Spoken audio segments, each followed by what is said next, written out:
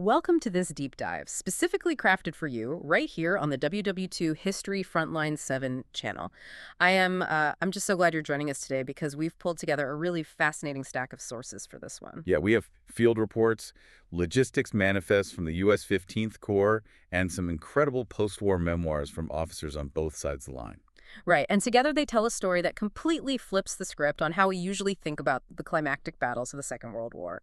Um, to start, let's look at two very different scenes unfolding simultaneously on August 16th, 1944. A very specific day. Exactly. So on one side, we have a damp concrete bunker near the village of Fontaine-le-Pin in Normandy. Standing there is a 64-year-old German SS general named Paul Hauser. Known as Papa to his men. Papa, right. He's a veteran, missing his right eye from a Russian shell fragment years earlier.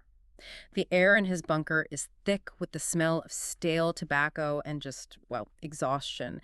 And in his hand, he is holding an insane order transmitted directly from Hitler's headquarters, commanding his trapped army to hold their ground and launch a counterattack. And then, just about 10 miles away from that fear-filled bunker, the scene could not be more different. Yeah, paint that picture for us. We are inside a large, clean canvas tent.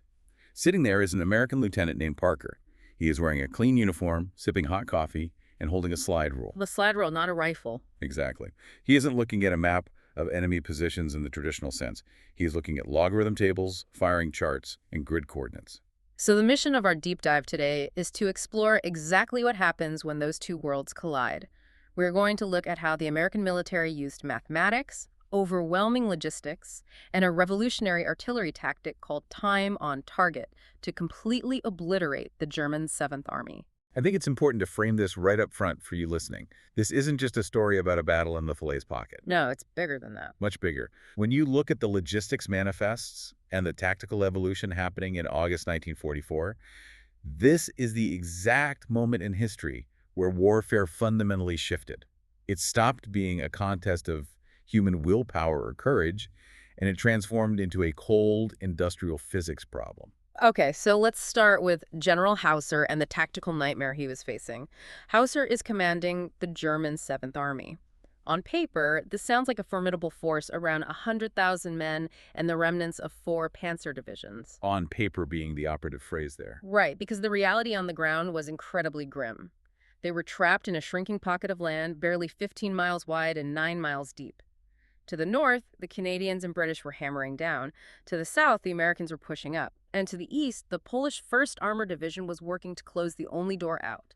And out of that pocket, Hauser has exactly 1 major road and 3 dirt tracks to move 100,000 men and thousands of vehicles. Just 3 dirt tracks. Yeah.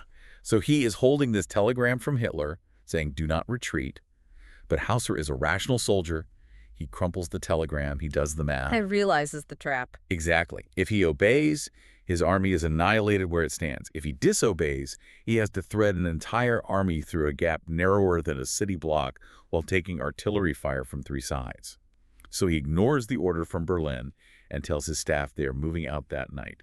Their objective is to reach the Dives River before dawn. Moving that army was a monumental task, especially given the actual state of the Wehrmacht at that point in the war. We so often see those early war propaganda reels of unstoppable, fully mechanized German armor. Right, the Blitzkrieg image. But the sources show a very different reality on the ground in August 1944. Stripped of the propaganda, the German army was a bizarre hybrid. You have a 20th century armored head, these highly advanced 60-ton Tiger II tanks that consume massive amounts of fuel attached to a 19th century logistical body. Meaning horses. Thousands of them. For every advanced tank or motorized half-track, there were thousands of horse-drawn wagons carrying ammunition and supplies. The logistical strain of trying to move draft horses alongside heavy armor through a single muddy corridor under fire is just hard to overstate. The atmosphere of panic must have been absolute. The memoirs from men on the ground, like Major Hans von Luck, detail the desperation. Men from the 277th Infantry Division were marching in boots that were literally rotting and falling apart at the seams from weeks in the damp Normandy mud. And they were terrified of the sky. Oh, absolutely. They moved with their eyes fixed upward because Allied fighter bombers, the Jabos as they called them, ruled the daylight hours. Von Luck describes driving up and down the retreating columns, screaming at his men to keep moving, knowing that any bottleneck would be fatal. The sensory details in those accounts are wild. Yeah, von Luck mentions the specific smell, hot engine oil mixing with sweat, wet wool, and horse manure. The constant tension. It was a frantic, chaotic retreat. And von Luck's desperation makes total sense when you look at what was waiting for him 10 miles away. Inside the American 15th Corps Fire Direction Center, or FDC, there was no mud. There was no screaming. Okay, let's unpack this. What was actually happening in that tent? The men inside were functioning as accountants of destruction. It was just the quiet work of men using slide rules and logarithm tables. Fire direction centers were a relatively new American innovation at the time, right? How did their approach to artillery differ from what the Germans were doing? It was a fundamental shift in doctrine. The traditional German method was decentralized. They calculated fire battery by battery. A forward observer spots a target, calls a specific battery commander, who calculates the data for his own 4 or 6 guns. Slow and personal. Very slow. The Americans centralized the entire system. Inside that FDC tent, one team of officers controlled 100 different guns across multiple battalions simultaneously. They treated the battlefield like a factory floor, processing raw materials. But to run a machine that hungry, you need an unparalleled logistics engine to feed it. And the numbers in the 15th Corps Manifest are just staggering. They really are. Just behind the artillery lines, you have Major Williams managing the local hub of the Red Ball Express. This was a massive, continuous conveyor belt of American supply trucks running on a one-way loop from the Normandy beaches straight to the front lines. Driven largely by African-American quartermaster troops working around the clock. Yes, and they were delivering 20,000 tons of supplies every single day. Out of that, 30,000 individual artillery shells were arriving daily. That is the logistics engine that made this possible. While Hausser was worrying about getting his men through a muddy gap, Lieutenant Parker was looking at a spreadsheet with 47,000 shells on hand and an infinite supply in stateside factories. Parker's problem wasn't rationing. No, his problem was managing the workflow of high explosives.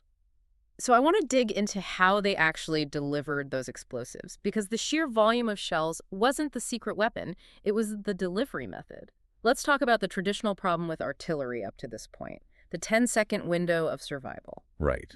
Historically, when an artillery battery fired a volley, the shells didn't all land at the exact same millisecond. Stagger in. Exactly. The first shell hits, and the sound of that explosion acts as an alarm.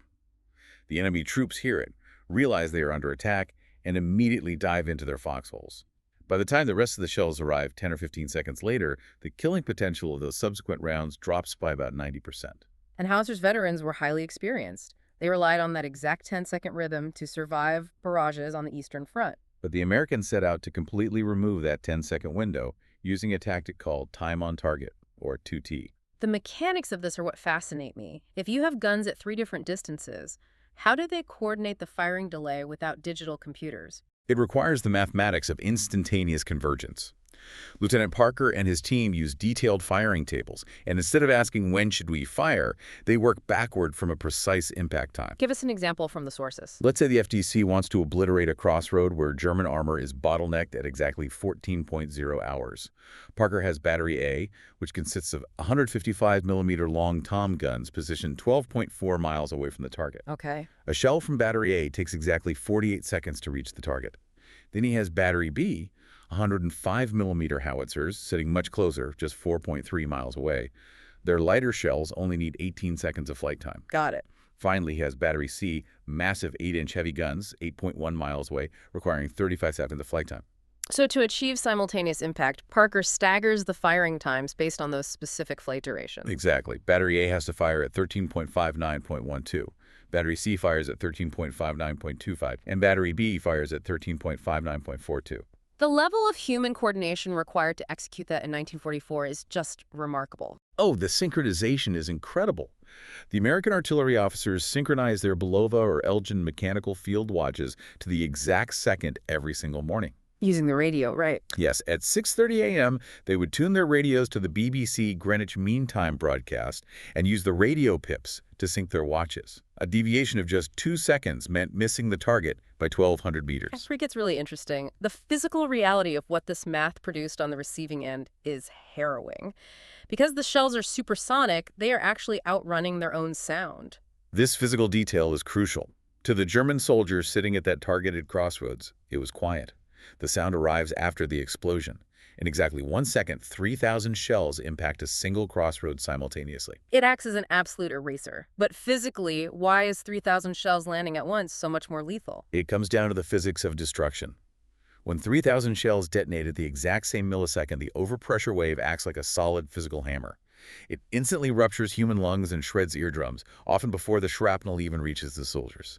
That 10-second window of survival simply ceased to exist. Completely gone. And as if that wasn't devastating enough, the Americans introduced a second major technological innovation from Johns Hopkins University. The variable time, or VT, fuse. Right. Tiny radars built right into the nose cone of the artillery shell. It changed the geometry of the battlefield. The fuse was calibrated to detonate the explosive charge. The moment it detected, the ground was exactly 30 feet away. So the shells never hit the mud. They exploded directly overhead, turning the dense Normandy forests into giant wood chippers. It made foxholes into open graves. The psychological impact was profound. The field reports note a sharp rise in what was termed steel psychosis. These hardened veterans of Stalingrad broke. Because you cannot fight an invisible mathematical equation that detonates 30 feet above your head without a fraction of a second of warning. The retreat became a slaughterhouse. The Dives River was literally running red. Which brings us to the climax on August 20th. General Hauser is moving on foot, attempting to coordinate a breakout. He is exposing himself to danger to rally his troops. But the American Fire Direction Center doesn't know he's there. To Lieutenant Parker and his slide rule 10 miles away, Hauser isn't a seasoned general. He is simply an asset located at grid target 55 Charlie. At 16.35 hours, a time-on-target barrage is called in on that grid. The shells converge. A piece of shrapnel shatters Hauser's jaw and shoulder. He goes down in the mud. He is eventually strapped to the back of an assault gun, drifting in and out of consciousness. And when you analyze his perspective in that moment, he isn't just seeing a military defeat. No, he is witnessing a bankruptcy proceeding. Germany is bankrupt of steel to replace their tanks, fuel to run them, and time. The aftermath is grim. By August 21st, the 7th Army ceases to exist. 10,000 dead, 50,000 surrendered, 500 tanks, 7,000 trucks, and 20,000 horses destroyed.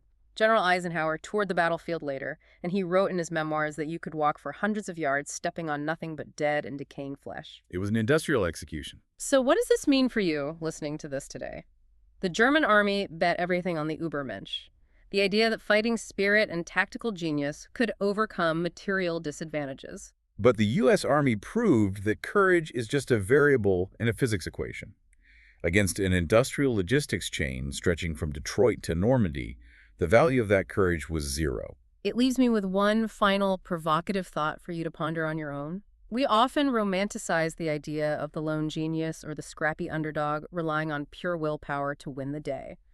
But if the greatest conflicts are actually decided by spreadsheets, supply chains, and flawless synchronization, how much of our own lives and businesses are we running on courage when what we really need is a better system? Something to think about. Thanks for joining us on this deep dive. We'll catch you next time.